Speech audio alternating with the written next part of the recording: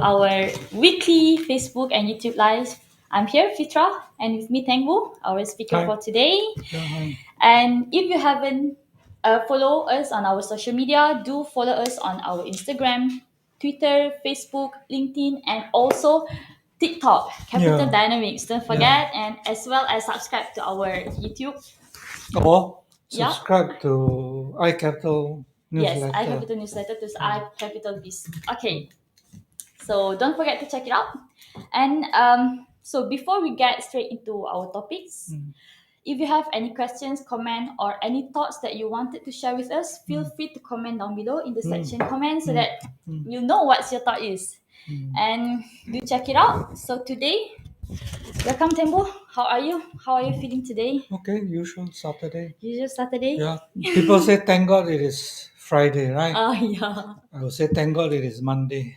Oh, wow. Because you were rested over the weekend, then you can start the week Yeah, freshly. fresh, more rested, right? True. Because if you say thank God it is Friday or thank God it's Saturday, it's after one whole week of hard work, exhaustion, problem solving. Yeah, that's But true. but our topic today is about the New York stock market Yeah, and the true. Nasdaq, right?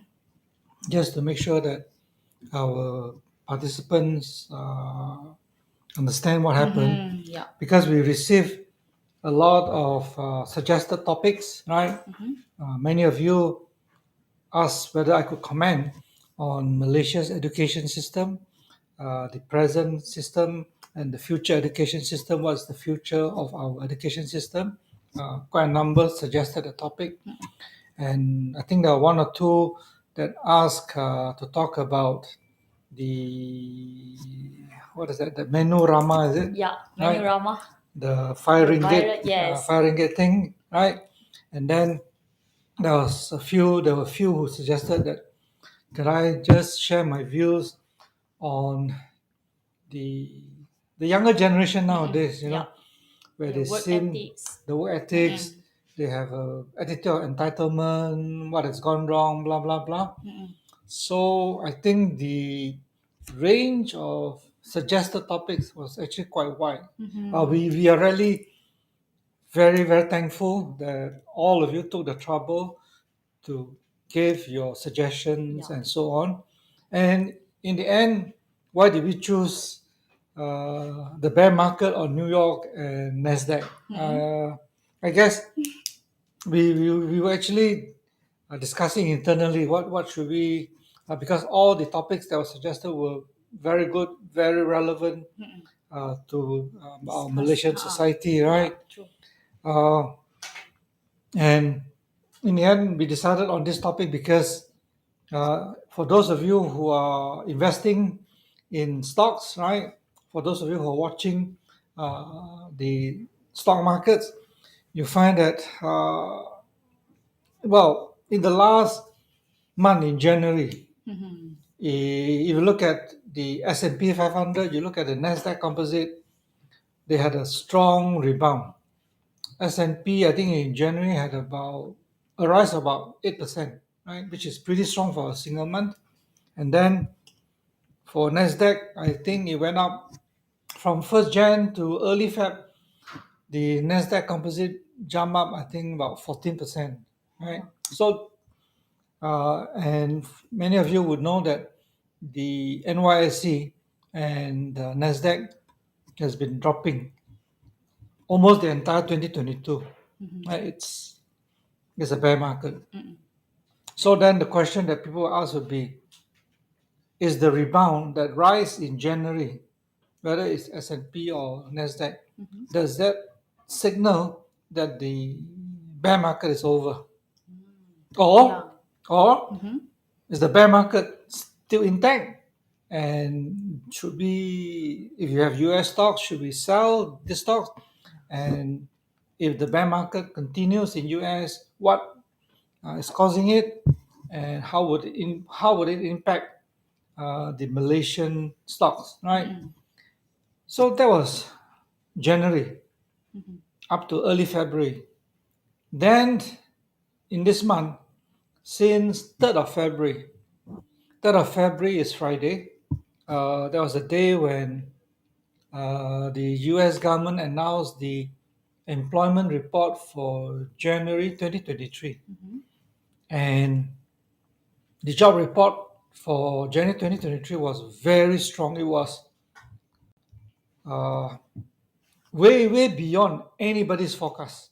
The number of jobs, non-farm payrolls, that's the term that they use, created for January was 517,000 jobs.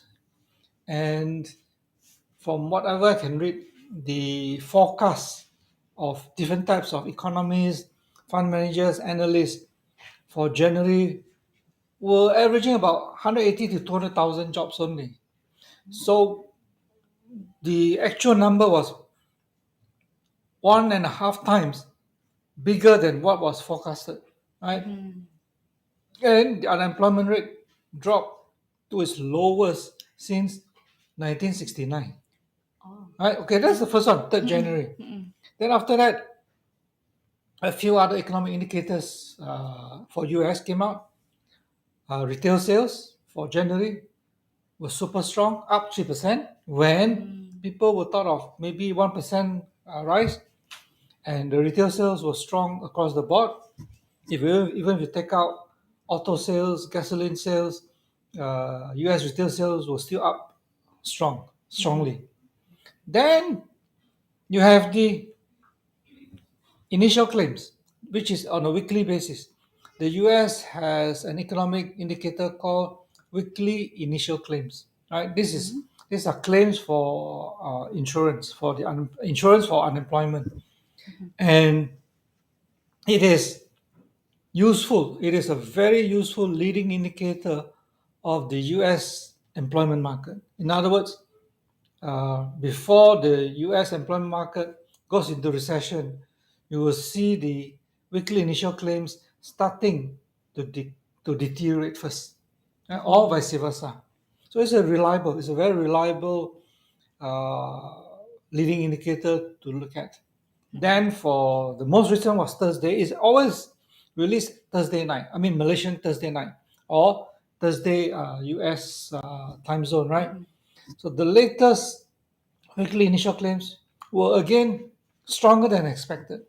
Already, the weekly initial claims are for the last 12 to 14 months, we're already at a level which is the lowest in 40, 50 years, which is telling you that the US job market, despite all the retrenchment announced by Microsoft, by Amazon, by Meta, by Zoom and so on, despite all those technology retrenchment, the labor market in US is extremely tight.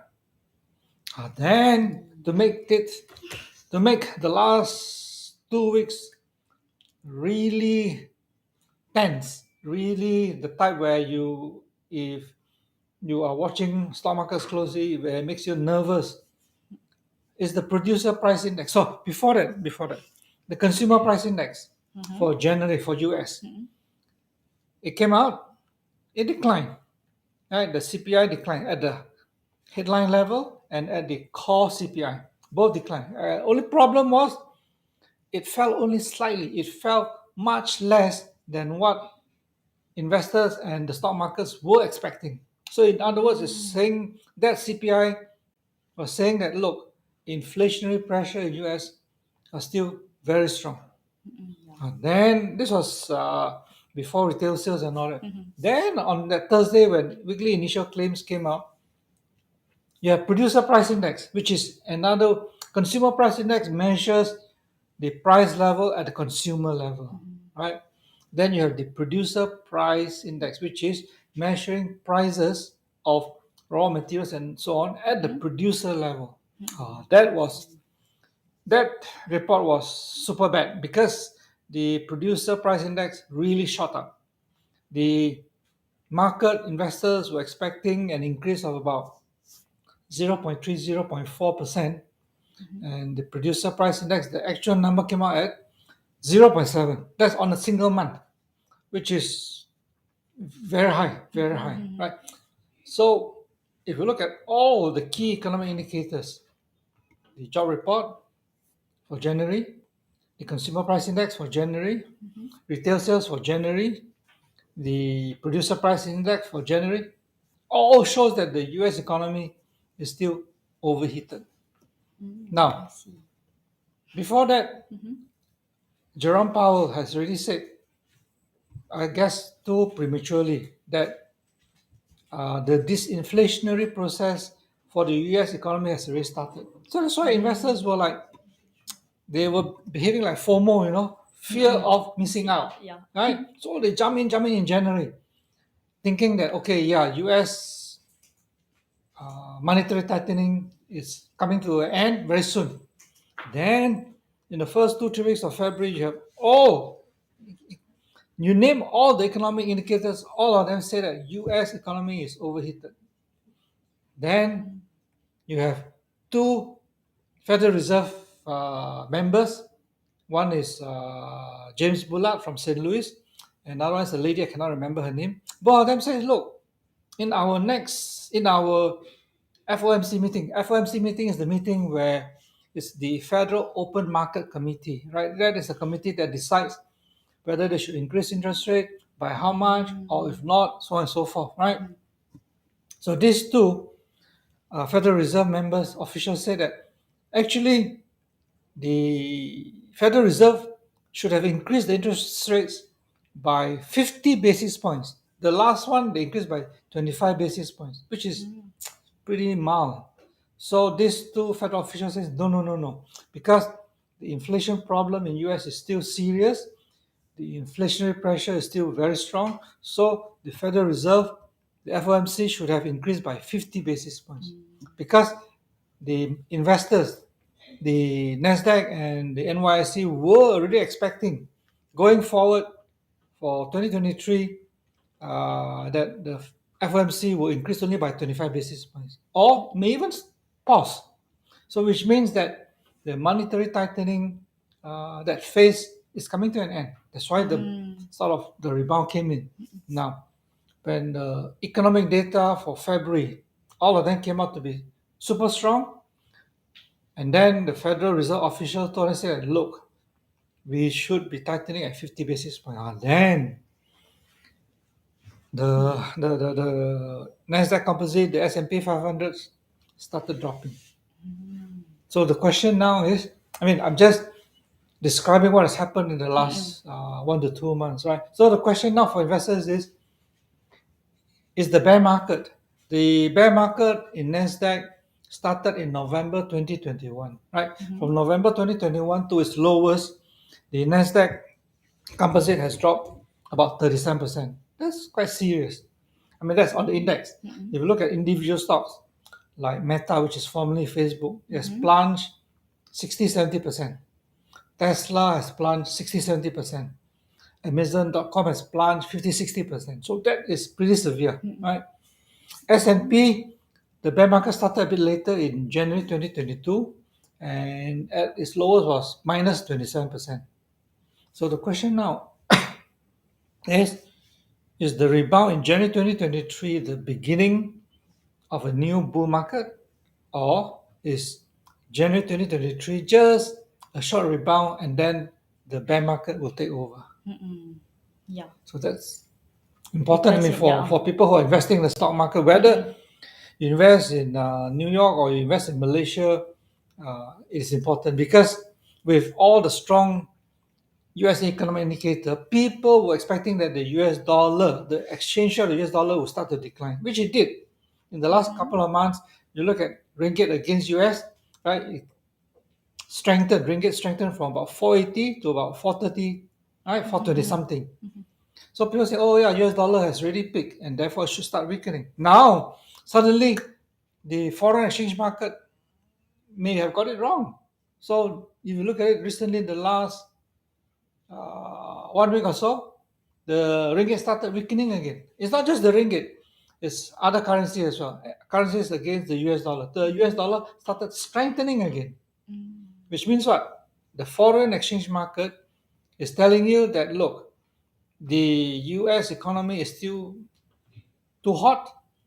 The monetary policy of US cannot ease, it cannot be the pace and the amount of interest rate hike cannot be reduced. It has to be maintained at 50 basis points. Right? That's why the US dollar start to strengthen again. So you see, to understand the S&P 500, to understand the NASDAQ, you got to look at not just economic indicators, the usual economic indicators. You cannot just look at the stock market index. You have to look at the Forex, because the Forex is a market where you don't have retail investors there. Stock market, a lot of retail. In the US, Malaysia, and so on, retail investors have joined the stock market very actively. I mean, of course, a lot of people have lost money. So stock market, the signals coming out from there can be distorted. But foreign exchange, most of the players, not 100%, but most of the players are professionals, people who know Forex. Right? So the signals, the messages from the Forex market can be more reliable than the S&P 500, than the Nasdaq composite. The other market, the other financial market, even though you're a stock investor, stock picker, that you must focus on is the bond market. That, in fact, is probably, you have three: the Forex market, foreign exchange, the equity, the stock market, and then you have the bond market. Of course, you have the commodities market as well, but for now, I leave the commodity markets out. Of these three, the signals from the bond market, the signal from the bond market for the stock market is one of the most reliable. Because who are the people who buy bonds and sell bonds? Not us. I mean, maybe me as a fund manager, but not you, not the retail investors, right? And the players in the bond markets are all financial institutions. That means they have economists, they have their fixed income strategies, people who analyze, who research all the economic indicators very closely, people who are very experienced. So the signals, the messages from the US bond market, particularly the US bond market, because it is the largest in the world, it is the most liquid bond market in the world, it's extremely reliable. And if you put all the indicators from the Forex, from the bond market, from the stock market, then probably your forecast, your analysis, this is what we're trying to do, is what is known as top-down market timing. So we look at the macro picture, the overall US economy, US inflation, interest rate, bond yields, Forex at the top, and then come down, and then do timing. So this is called market timing top-down approach, right? So bond market is a market that most retail investors don't understand or ignore. Partly they ignore, partly because they don't understand. But it's this unfortunate because, like I said, the indicators, the messages that are very reliable. And what is the US bond market telling us? Now, there are a few things to look at. You have the 3 months treasury bill. That means it's US government treasury bill, only 3 months, right? That is extremely important because it shows you the near-term outlook of the US economy. Near-term meaning over the next 3, 6, 9 months. Then you have the 2-year government bond, which is more, it's not really medium term yet, but it is outlook of the US economy over the next, say, 2 years. 2-year US government bond. Then the next one, very important, is the 10-year US government bond. That is the longer term. Right? So these 3-month treasury bill, 2-year US government bond, and 10-year government bond. Now, what are these? What are they telling us?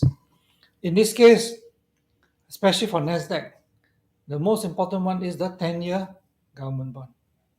Because when the yield of the 10-year bond is rising, the sector that is the most vulnerable, that's the most sensitive, is the technology NASDAQ sector. Right?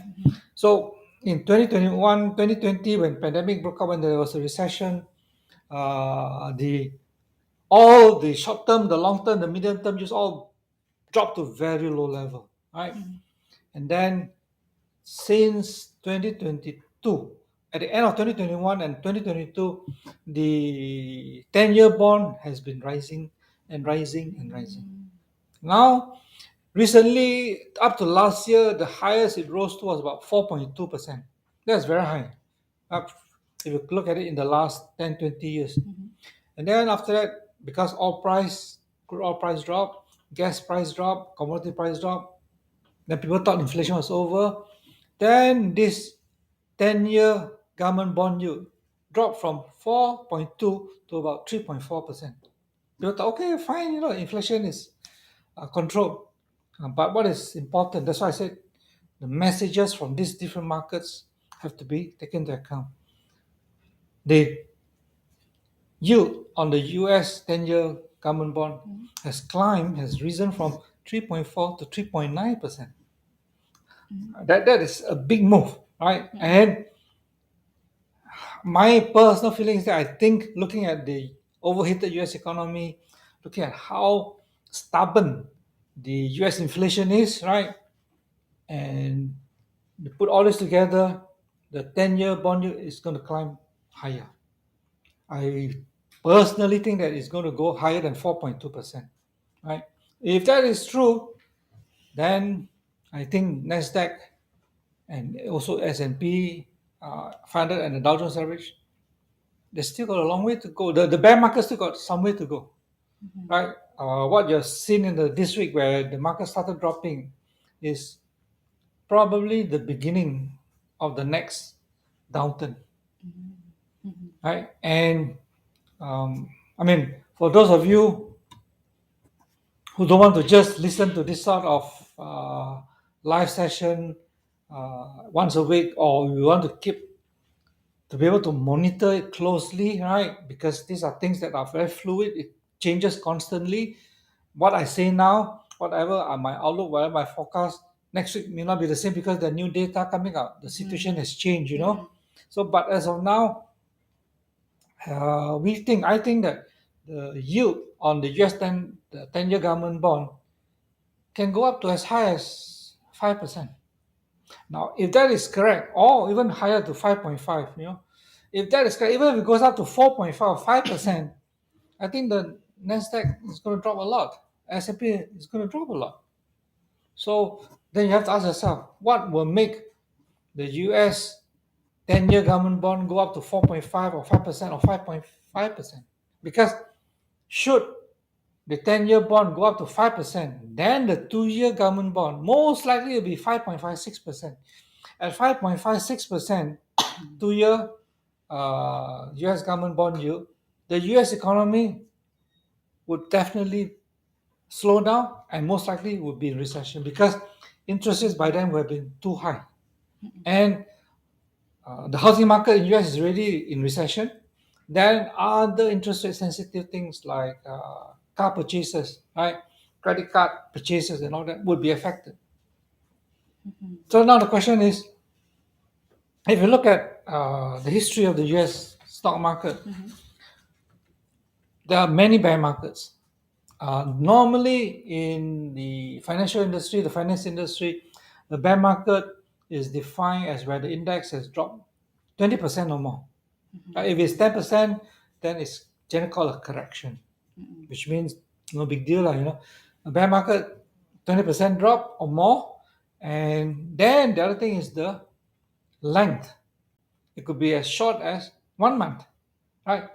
There are two bear markets which were very short. One is 2020, when the pandemic started, right, to get worldwide. The S&P 500 in just about over a month plunged 34% from February to March 2020. That is at that rate of decline is very, very severe. It's even more severe than the crash of 1929. But luckily, it lasted only about 4 to 6 weeks. That was Just a short period. very short bear market, right? Then another bear market that I guess many of the participants may not be aware of is in 1987, October, where It's a bit longer, that bear market. It started in August 1987 and then it bottomed out by about November. Right? That is known, is well known, it's famous, the famous October 1987 crash. It plunged, the S&P plunged about 30 odd percent. So it's about 2-3 months. Now, in the case of the 2020 pandemic and the 2020 bear market, there was a recession, global, US, everywhere has a recession. In 1987 October, when it crashed, because it came out of the blues, it was so bad that in one day, in October 1987, the New York stock market in one day plunged 10 to 12%. That is scary. I mean, for those who haven't invested or haven't seen the New York stock market plunged 10 to 12% in one day, it's so scary that, you know, if you look at, we have a lot of old documents, old research, old newspapers. By November, December 1987, right, for example, Barron's is a very famous US investment publication. It's something like the equivalent to Malaysia's iCapital, something like that. It's a weekly publication, and they conducted a roundtable discussion in January 1988. All the famous, experienced fund managers, strategists was asked to take part, and all of them gave the outlook, the forecast that, look, the crash of 1987 was the beginning of a global depression, like 1929. All of them, including Paul Tudor Jones. For those of you who are very experienced, Paul Tudor Jones is a very successful, he's a billionaire, he's a very successful hedge fund guy. And I mean, he's very experienced, and I mean, he's lasted so long. So there are a few others, very knowledgeable persons. All of them said that the world economy is going to sink into a very serious recession and possibly a depression like 1929. Now, just by the way, that that signal, that crash of 1987, and the fact that almost everybody said that the world economy was going to a depression, was when I started Capital Dynamics. I set up Capital Dynamics Sdn in February 1988. That was my bullish signal, because I look at it differently. I analyze the whole thing and say, no, no, no, no. These guys, although they are a lot more experienced than I am, and they're New York and so on and so forth, and I'm here in this Ulu, Kuala Lumpur, this unknown person here. I said, no, no, they're wrong. We are just at the beginning of a new expansion, at the beginning of a new rally. So I started Capital Dynamics, right? That's the best time to start a company, right? So anyway, these are the two short bear markets, right? Now, 1987, no recession, nothing. The US economy was still very strong. But if you look at the first one was 1956, there was not. It's a soft landing. It's a mild recession. Then there's one 1962, no real recession, but uh, no, not nothing serious in terms of the economy. Then 1966, there was another bear market, right? The first one that was serious was 1969 to 1970. There was a US recession, and the bear market was pretty serious. And then after it followed, 2 3 years later, followed by the one in 1973-74. That was serious. The stock market plunged 60%. The US was in a severe recession. Malaysia, Singapore were in recession, right? And well, there was a global crisis, financial crisis. Then 1981 to 82, there was another bear market, a US recession, double recession, and globally, especially the emerging economies were hit badly, right? Then the 1987 October, then 1990, which started in August, that was partly due to the Gulf War, the first Gulf War that President Bush launched against Iraq, because Iraq invaded Kuwait at that time, and then US decided to go and attack Iraq. So there was oil price within about 1 or 2 weeks. Oil price went up by 100, 200%. So globally the economy was affected. There was a recession. Then the other one, which is a pretty serious one, especially for technology, for the .com, was the 2000. And that one, in terms of length, it lasted a long time. It started January 2000, December 1999, and lasted until about 2002, 2003. In terms of length, that was pretty long, about 2 to 3 years. Yeah. In terms of the drop in share price, NASDAQ was badly affected. Amazon.com was only listed only a few years. It shot up from 1998, 1999, all the way to, I think, about, if my memory is correct, this is before adjustment for stock split and all that, all the way to about 180, 200 US dollars. And then when the bear market, Amazon.com fell, not fell, crashed, plunged from 180, 200 US dollars to, I think, 5 US dollars. Oh, that's a lot. 1995% crash. That's Amazon.com. Yeah. But if you're long term, if you pick correctly, you've done your research correctly, your analysis correctly, and you have bought Amazon.com at the very peak in 2000, and you hold it up to now, oh, you make a lot of money. Wow. Yeah. Of course, if you buy at 5, 10 US dollars, you probably maybe half as rich as Jeff Bezos. Wow. Okay, so that was a very technology dominated bear market, very severe, right? And then, of course, the 2007, 2008, which is caused mainly by the US subprime crisis. The mortgages all went bad, and then the triggered the bankruptcy of Lehman Brothers, which caused, because Lehman Brothers was a very important financial institution in certain segment. They are counterparty to a lot of other financial institutions. So when Lehman Brothers went bankrupt, then a lot of financial transactions, particularly mortgages and all that, were frozen. So it's like as if it's like 1929, where the banking system froze. So in September, October 2008, the world economy was getting to be very similar to 1929. Yeah, and that bear market was pretty severe. That was across the board. The tech stocks were not so hit because by 2008, the tech stocks have not recovered.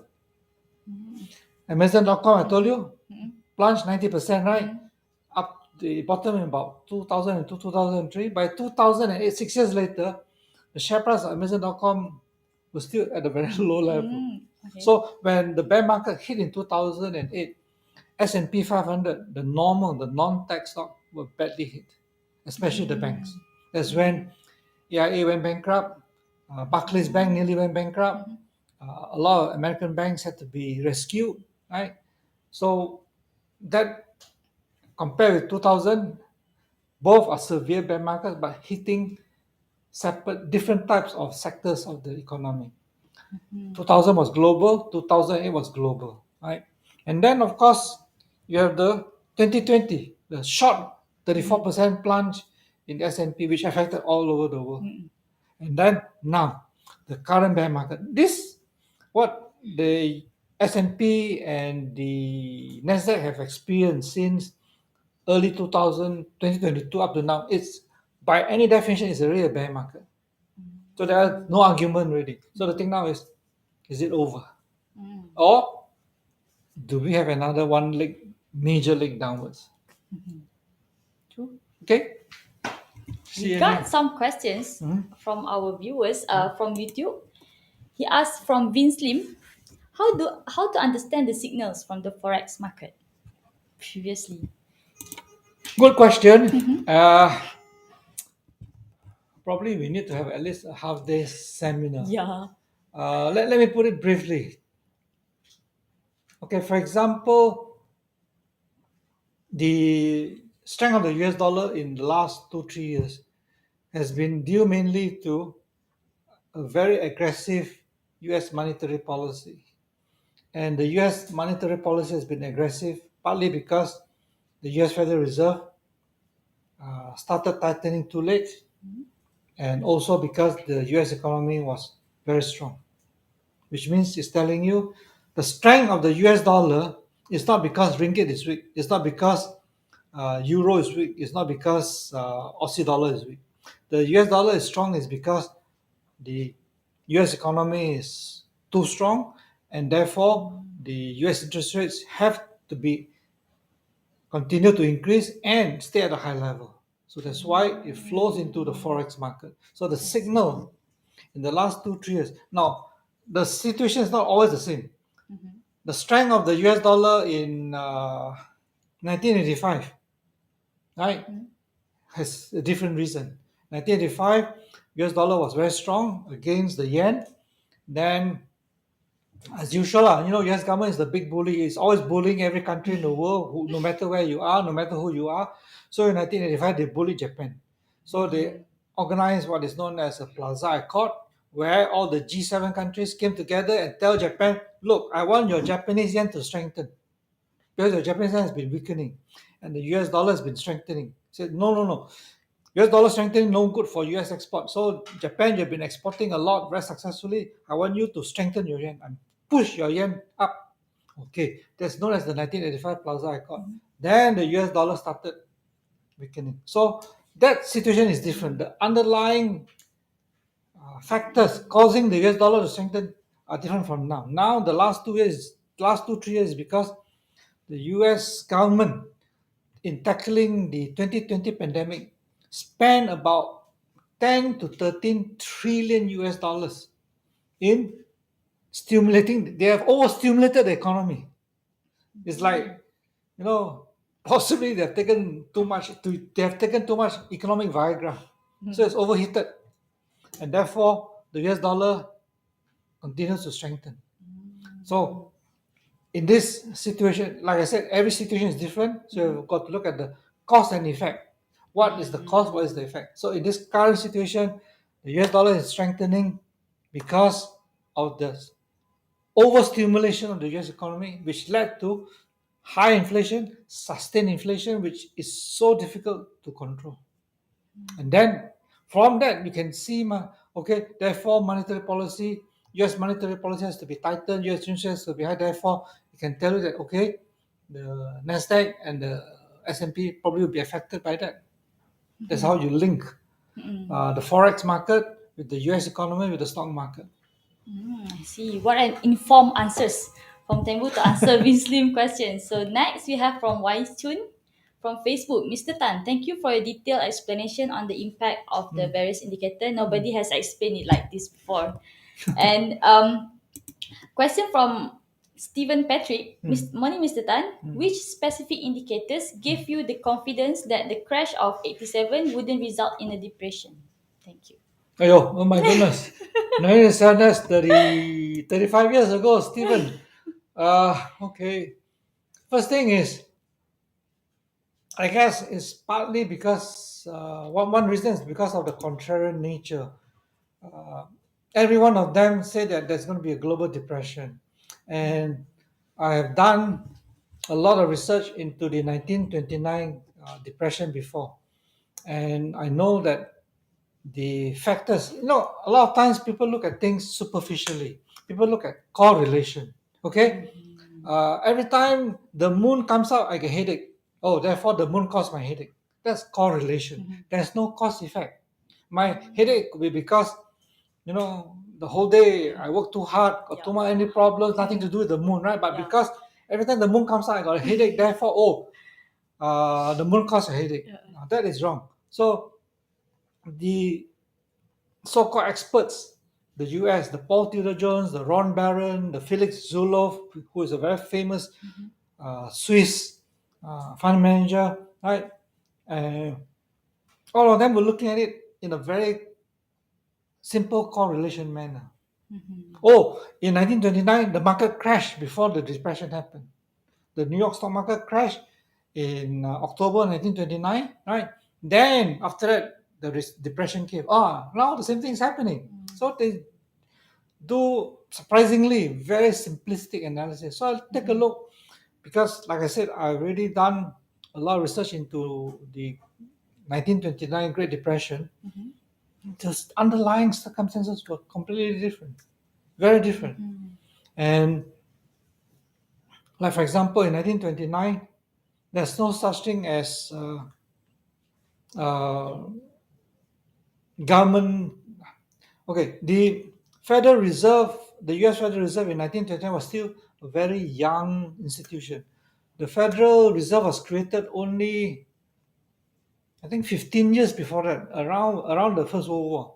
So by 1929, the Federal Reserve doesn't really know what to do because they've never faced this before. And the President Hoover, who was the president at that time, the economic policies that he did at that time were the exact opposite of what was needed. So instead of having fiscal expansion, fiscal stimulus, they tightened. They wanted, you see, the ideology in the 1920s was that it's bad to have budget deficit. It's bad for the government to have fiscal deficit. You must always have a balanced budget. Right? So when the depression hit, when the economic conditions worsened, then the economic policy was, oh, look, we cannot overspend. We must make sure that we spend within our means, within our revenue, which is the opposite of what is needed. Yeah. Otherwise, you cannot stimulate the economy. So you look at the underlying cause and effect of 1929 and 1987, they're very different. Right? So, which is that is one of the reasons why I said that look, these guys got it wrong. And anyway, I was very happy that I was able to start a company with low rental, low salary, low expenses. True. Then we have a question from YouTube from Leong Ki Boon. He asked, with so many negative indicators, what good news can Teng Boo share to cheer us today and for next week? Alternative is lock the money in fixed deposit and zero activity in stock market. The first good news is very simple. If you have not invested, then buy the shares of iCapital.biz Berhad. Yeah, that's true. It's our closed-end fund that we manage. It's listed on Bursa. I mean, you might not make as much money as Top Glove, but you will not lose as much money as Top Glove. So, I mean, for those of you who are happy with a certain level of returns, right, and you want something that you can sleep soundly at night, where you cannot be wiped out, right? iCapital.biz Berhad is, I don't want to self-praise, but if you look at the facts, you analyze it properly, is it's super safe, it's conservative, it's yet giving you returns, it's low risk, high return. So please take a look. If you haven't, take a look at iCapital.biz Berhad. And his question was next week, what optimistic news and so on. For Malaysia, this is talking about Malaysia, not talking about New York and NASDAQ, right? Now, assuming that S&P and NASDAQ do not spiral downwards, if I'm correct that the 10-year US government bond yield can go as high as 4.55%, then you'll create a lot of global problems. It's not just for US, because a lot of the tech sector, some of them have been already hit. TSMC, AMD, NVIDIA, they all have been hit.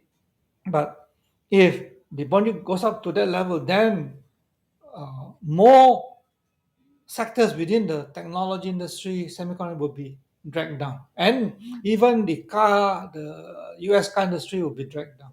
So, should that happen, then you're looking at a global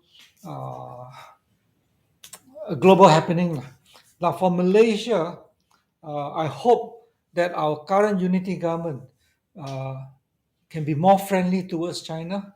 Right? So far, they have not said anything negative yet, but they're not saying anything positive yet. I hope that our new prime minister will visit China as soon as possible, because in a situation where the US stock markets go down in such a manner, then I can almost be sure that the US is going to have a pretty serious recession. And Malaysia is an exporting country, a trading country. Then what happens to your exports? What happens to your products and services? What happens to your economy? So the one country that will help us is China. It's opening up, and tourist arrivals from China is, I think, the second or third largest in Malaysia. And the Chinese tourists, they are high spenders. They spend a lot. And then the Chinese consumer market, because there's a lot of pent up demand. I mean, they have been locked down for 3 years, right? They cannot travel, they cannot shop, they cannot move freely, and so on and so forth. So, in that 2 or 3 years, the Chinese consumers have really got high level of savings. But when the pandemic broke out in China and the lockdowns came so frequently, the Chinese consumer built up an extra 3 to 4 trillion US dollars of savings. Wow. All they have to do is just spend a little bit in Malaysia. Yeah. That's a huge. They build up their savings by trillions of dollars, and then they reduce the borrowing. So, then, in other words, the Chinese consumers financially is in a very strong position. Very stable. No, strong, super strong, because the savings rate are high. They got very few loans, and then for the last 3 years, they have not been able to really consume and travel. So, my sincere advice is, ask our finance minister, who is also the prime minister, to please visit China. Right? And then get better relations with China, because that, in a global crisis in this year, the only economy that can save the global economy and the save Malaysian economy is the Chinese economy. Yeah. So, for an optimism, it's not just next week. It's also for the next couple of years. I think before the pandemic, China's economy contributed 1/3 to the world economy. 1/3, single economy. That is going to come back. I see. Yeah. But like I said, also depends on how bad is the US inflation, because it looks like the US inflation is not going to be the problem is not going to be solved so easily. It is very stubborn. It is very, the key thing now that is sort of preventing the US inflation from blowing up again is oil price. Right? Oil price it went up to $120 US dollars per barrel at the peak, and then came down to about $80. So that has helped a bit. Now the question is whether the $80 per barrel form the bottom and then go up or come down, right? Now, it has been holding at 80 because the US government has been releasing oil from their strategic petroleum reserve, purposely to push the price down. On Russia's side, you see, it's interesting. About a week or so ago, the US said that, okay, I'm going to release 26 million barrels of oil from the SPR. Right? Then the oil price dropped. Then Russia, Putin side said, oh God, I'm going to cut my oil output by 500,000 barrels per day. Then oil price. So you have this tug of war between a few major players, right? Now, 26 million barrels sounds a lot, but you divide it, Russia cut 500,000, so 26 million can last only about 50 over days. And the US Strategic Petroleum Reserve is at its lowest level since 1981 or 82. So they can still release, but then the more they release, the more dangerous it becomes for the US from the strategic point of view. So one of the not the only one of the key questions to ask is what happens to oil price. If oil price goes up from 80 to 90 to 100 to 120, then US inflation is going to be in trouble, really in trouble. Yeah, because the recent decline in US inflation rate has also been mainly caused by the drop in oil price. So it's complicated, which is why the question of whether the US bear market will continue or not, you got to look at, because what we're facing, what the world economy, what the world stock market is facing now is not your usual. In 1990, again, when the Gulf War broke out, it was very easy. For those of you who were already subscribing to iCapital in 1991, 1992, we still have a hard copy. We can show you the evidence. We can show you the archives. We wrote and we said that every issue of architecture, we said we are bullish, we are bullish, we are bullish. In fact, 1992 we wrote that we are bullish until we are bought, because we keep saying we are bullish. And we at that time the Kia Composite Index was only about 600 points, 500, 600 points, 1992, and we said that the Kia Composite Index will hit 1,000 points. By the end of 1993, it was 1,300 points. Right? Again, I took a different view that it was really time to be bullish. Now, the situation is so complicated. You're coming out. This pandemic has created a lot of complications, right? If you look at UK, right, they have come out from the lockdowns earlier than other people. But you look at the whole country is in a mess. Why? Nurses on strike. The national health system has been around for 113 years. They have never gone on strike before. Train drivers on strike, immigration officers on strike, ambulance driver on strike, teachers on strike. I mean, the whole country is on strike. Why? Because their pay increase is much lower than inflation rate. And then the politicians, the conservative politicians in UK are hopeless. They keep wanting to cut tax rate to help the rich. Whereas it's the poor teachers, the poor nurses who are suffering. Right? But you cut the rich, you cut tax rate for the super rich. What's the point? Yeah. So that's why the whole country is in turmoil. So you look at UK as an example of how a badly run country, political instability, idiotic politicians can make a mess out of the economy. UK inflation rate has only recently fallen below 10%. Inflation at 10%. Our inflation rate is only about 3+%, and then we're already complaining, oh, your cost of living so high. Can you imagine if our inflation rate is at 10%? Right? I don't know. I mean, there'll be a lot of social instability.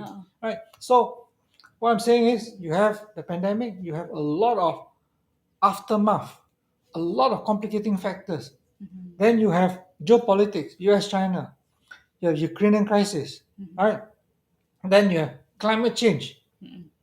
Oh my goodness. I mean, I'm 69 years old, right? I said last week was my birthday. Yeah. And I always share with people that I'm the only fund manager in Malaysia that has experienced all the bear markets, starting from the one in 1973. I've never seen a situation like this before. And my first job in 1973 was an economic journalist with Reuters. My job was to keep reporting on the stock market every day. So what I'm saying is, I've seen a lot that I need to see. And I do a lot of research. I read about the Great Depression in 1929, the 2008 crisis, and so on and so forth. And this current situation is something that is really mind-boggling. It's where you see Top Glove going up from 2 ringgit to 9 ringgit and then plunge. You see zooming up and then zooming down. Yeah. It's volatile. You really got to get it correct. Okay. We got maybe last question from Teo Gyap Singh. Would the bottom up research? Sorry. No, go on. Okay. Would the bottom up research still relevant in identifying value stock to buy? Yeah, of course. Bottom up and value investing are the same. Value investing equals bottom up equals value investing. Well, value investing is one of the bottom up methods, right? Maybe another one, the Bruce Lee. So Bruce Lee mentioned that, Mr. Tan, will there be a part 3 to the investment talk? I didn't make it for part 1 and part 2 last year. Okay, thanks for asking. Yeah, we Bruce have Lee? a part 1 investment talk in March 2022, where we advise people to please sell your glove stocks at that time, even though it's plunged already a lot. And we said it's not time to buy tech stocks yet. And one of my favorite picks at that time in March 2022 was to buy United Plantation. Then in October 29, 2022, we had part 2 to that talk. And we say, please still stay away from glove stocks, still stick to United Plant and a few others like Padini, Apex, Capital A, a few of them. And then we say, it's not time to get into tech stocks yet. So this Bruce is asking part 3, right, which Yeah. we hope to organize it in May this year. Yeah. Where, who knows? By then, NASDAQ is about how much is NASDAQ? Maybe 11,000 over points, 11,600, 11,500 points, right? By May, let's say if it drops 30%, it'd be about maybe close to 10,000, 9,000 points. Who knows? By then, part 3 will say, okay, buy a tech stock. But take a look at the results of MPI, Malaysian Pacific Industry. Right? We haven't put a buy on this stock. We have been putting a trading sell. That means from a short-term point of view, we've been putting a trading sell on MPI since end of 2021 up to now. End of 2021 was about 53, 54 ringgit. Now it's about 30. We've been putting a trading sell all the way until about a few days ago. And then yesterday, MPI dropped, I think, 10% one day because their earnings plunged 78%. Hey, come on. They keep telling us, I mean, not just MPI, other tech stocks, they keep telling us, semiconductor is on a circular growth. You got IoT, you got 5G, you got data center, you got this, you got that, everything. Like it will grow forever. Hey, how come MPI earnings dropped 78%? Voila. And the share price dropped 10% in one day. So, part 3, I hope we should be able to look at semicon tech stocks in a more optimistic way by then. But let's not look too far ahead, because what is happening now, you got to look at it day to day, right? Day to day. I mean, just to share with the people who are here today. I mean, for the fun of it, because in my early days, I used to I able to trade in rubber futures, palm oil futures, S&P futures, euro dollar futures. So my experience is not just value investing.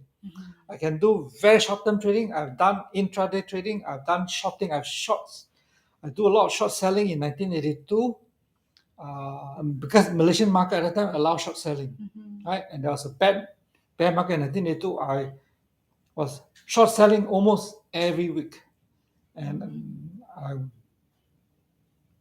made quite a bit of money. At that time, I was still young. I did so much short selling until the managing director of the stockbroking company in Penang. I used to trade with Tong and O Penang. The MD, the son of the MD, called me up. I was in Alostar at that time. He said, "Mr. Tan, can you come and see me in Penang?" All the way from Alostar to Penang, I said, "Okay," wondering why. So he told me, "Mr. Tan, I want you to stop selling short." I said, "Why? You are the only customer of ours who's making money. All our customers are losing money." So I said, "How can?" So what I'm saying is that my experience is not just value investing. I've done, like I told you, rubber futures, palm oil futures, euro dollar futures, S&P. So just sometimes just for the fun, and in life you got to have a bit of fun. So about a week or so ago, I just sell short S&P futures. I think just 1 or 2 lots, just for the fun of it. Wow. So just to give you an idea as to what I think is happening to the US market. So I think that's all for today's live session.